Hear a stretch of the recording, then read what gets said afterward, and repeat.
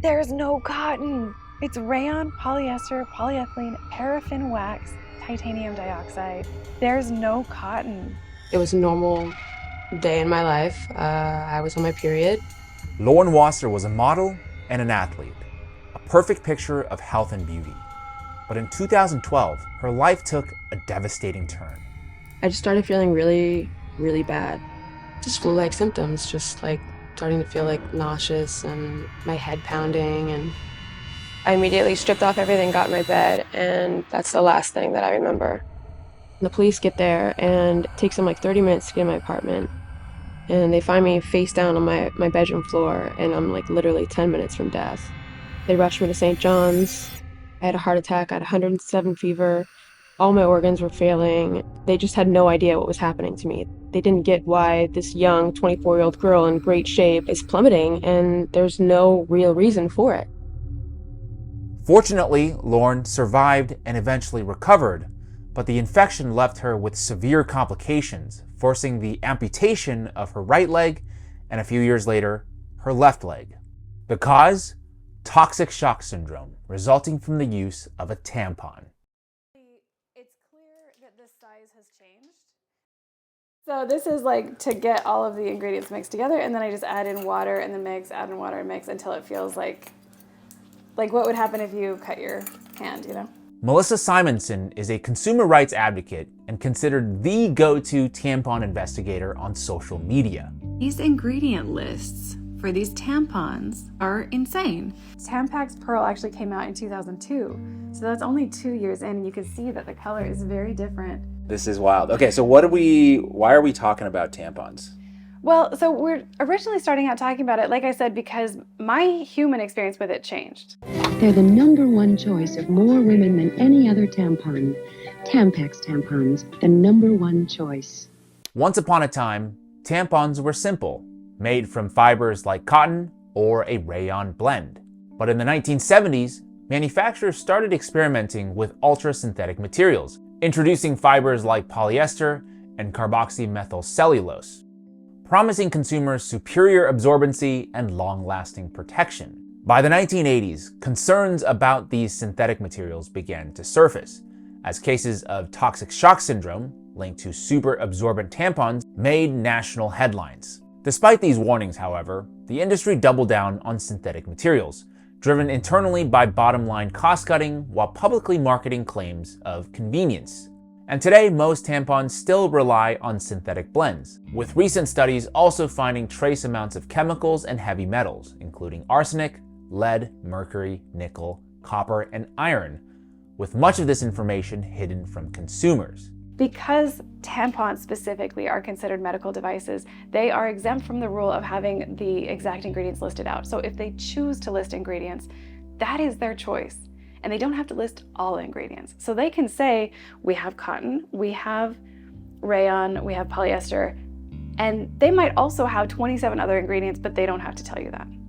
As of the making of this video, only 3 states, New York, California, and Nevada, have enacted laws mandating menstrual product manufacturers to list intentionally added ingredients on packaging. And I know what you might be thinking. Intentionally added doesn't account for any contaminants, but it has given us a huge clue about the actual composition of these products and how they've changed over time. It's quite the collection you have here. Yes. Tell me about it. Okay, so this was from when everyone was sending in their tampons, and so mostly I was just after the older tampons. I was just trying to get some to compare to the previous year so we could look at absorbency. When people started sending in their boxes, then I started to notice some of the things that I didn't even know to look for, and that is if you look at this one from 2020 and then all the way back in time, the ingredients are exactly the same. And we don't know if those things are in these or not, because it may contain those ingredients. They were not required to tell us if they were in fact in there or if anything else in addition to those things were in there.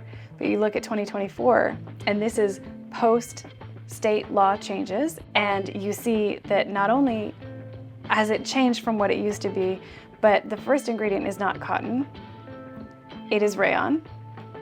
And that we know that this one is being accurate. We don't know if cotton was ever the original ingredient. One thing I noticed about the 2024 is that the ingredient list is much longer than the 2020. It is a much longer ingredient list than all of the past years because they didn't have to list everything out. Now, what I think it might be is that on all of these, the last ingredient is fiber finishes. And it is possible that the polyethylene, polypropylene, titanium dioxide, any of those things could be what was in the fiber finishes. This is a 2024 tampon, and you can see immediately, the first thing that I can notice right away is how much whiter it is. So like down to 2014, 10 years ago, if you compare these side by side, it's quite a bit different. And that is because they started putting titanium dioxide in there. Now the question is, are they doing that because it looks better? Yes, yes.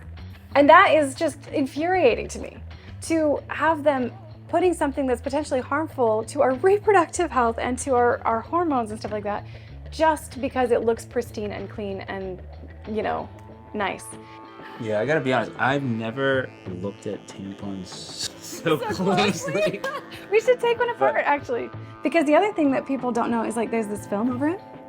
So like one of the things is they'll tell you what's in the core, right? They'll be like, it has an organic cotton core, but there's this veil that they put over it that, you know, can have all sorts of things. And this is what's actually touching your body.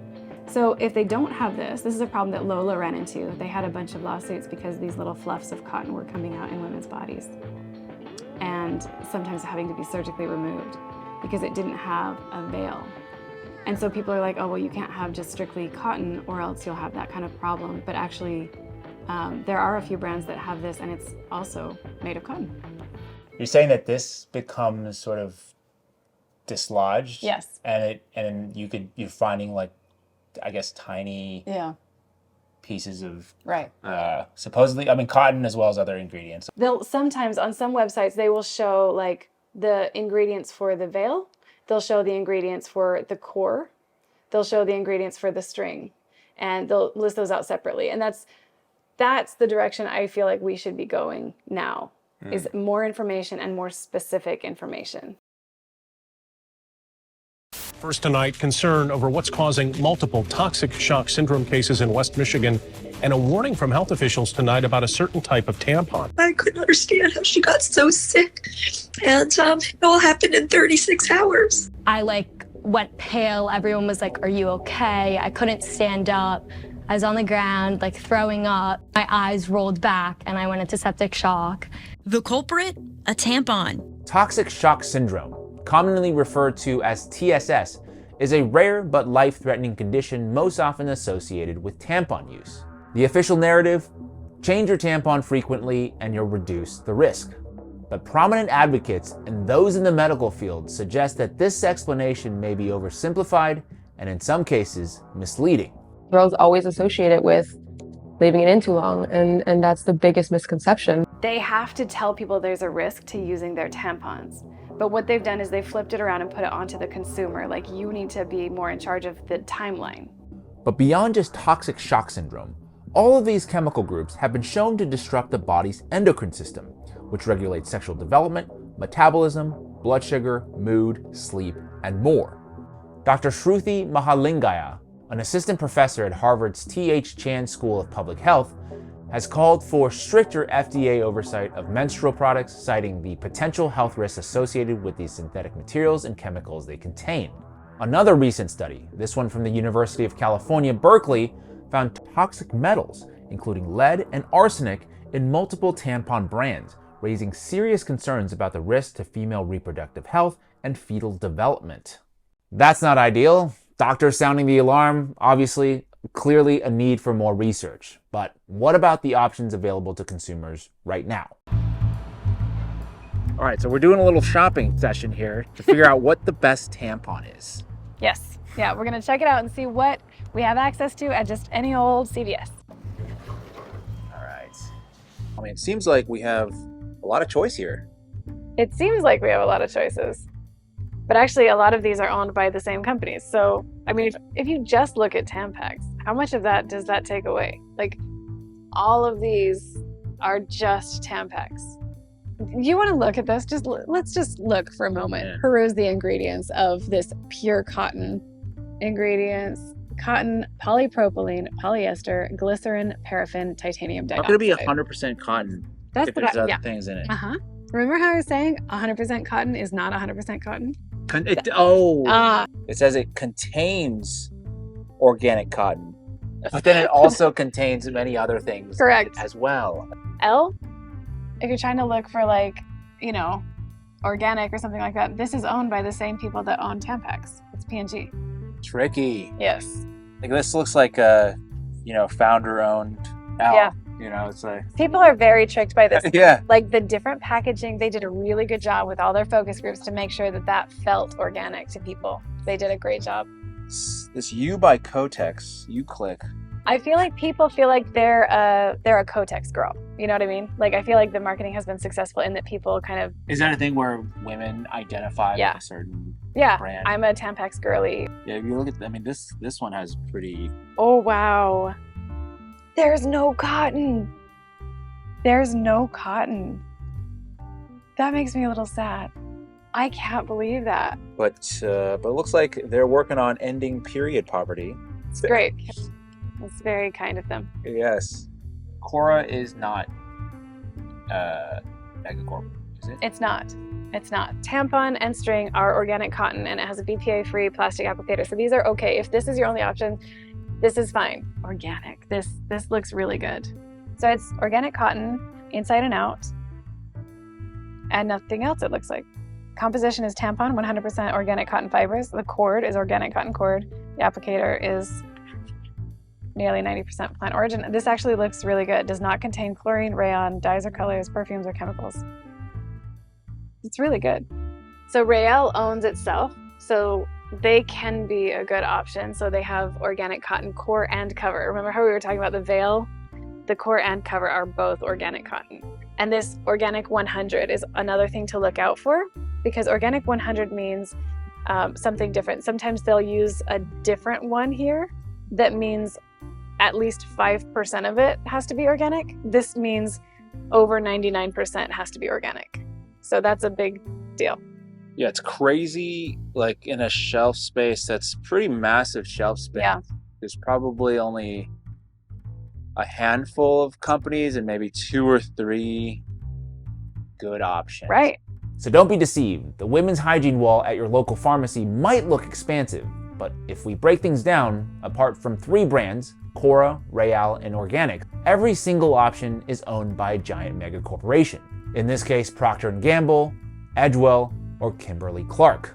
And even the so-called natural options manufactured by these mega corporations aren't without controversy. For instance, Procter & Gamble's all-natural tampon brand L, marketed to the public as, quote, 100% organic, has faced class action lawsuits alleging deceptive labeling and the inclusion of synthetic ingredients like polyester, glycerin, paraffin, and titanium dioxide, substances that clearly contradict their organic claims. I get it, all this might seem a little overwhelming, a little too doom and gloom, so I sat down with Melissa to discuss potential options and solutions for women.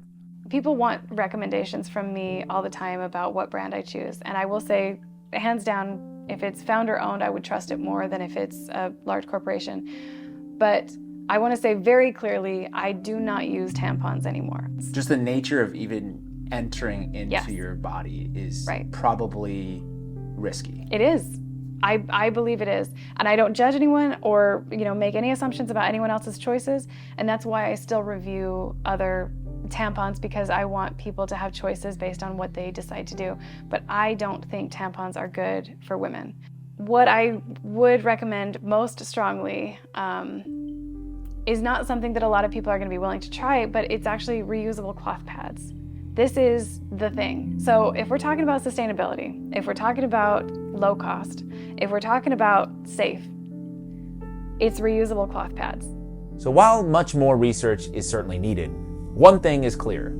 The products millions of women rely on every single month aren't as simple or as safe as they seem.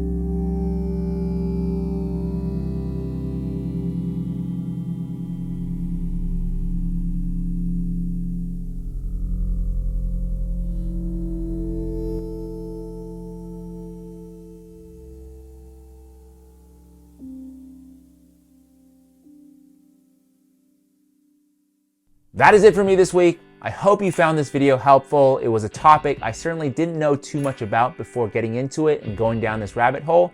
So I want to thank Melissa Simonson for her time and dedication. If you want to support this kind of journalism, please take a second to like this video, share it with somebody who you think would enjoy it, benefit from it. Subscribe if you haven't already done so, and hit that notification bell so you can be the first to know when my next video drops. Also check out my merch store. And as always, thank you so much for your time, and I'll see you in the next one.